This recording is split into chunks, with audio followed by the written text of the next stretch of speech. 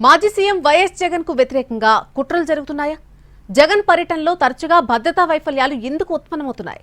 YCP నేతలు ఆరోపణలు చేయడం వెనుక కారణాలేంటి? నిజంగానే జగన్ పై కుట్రలు జరిగే అవకాశం ఉందా? కావాలనే ఆయనకు భద్రతను తగ్గిస్తున్నారని వైసీపీ నేతలు ఎందుకు అంటున్నారు? వైసీపీ నేతల ఆరోపణల్లో నిజమెంత? అసలు ఏం జరుగుతోంది?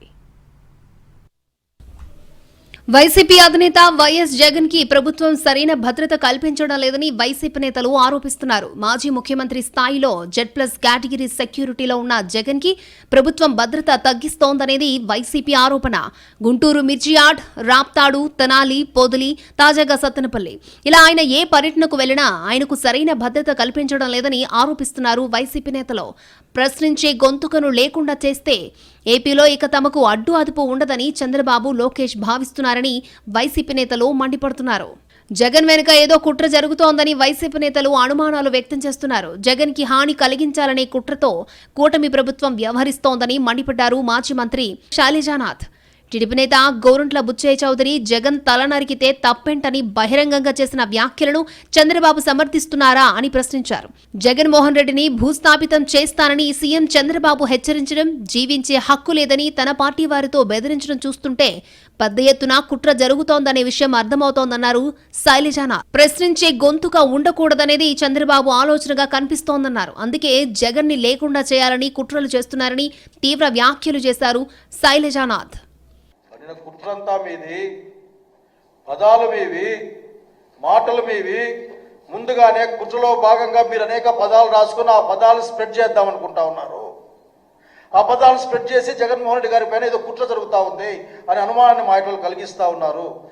మాజీ మంత్రి విడుదల రజనీ కూడా అదే తరహాలో ఆరోపణలు చేశారు. జగన్ ని లేకుండా చేయాలని కూటమి ప్రభుత్వం కుట్ర చేస్తోందని ఆరోపించారు ఆమె.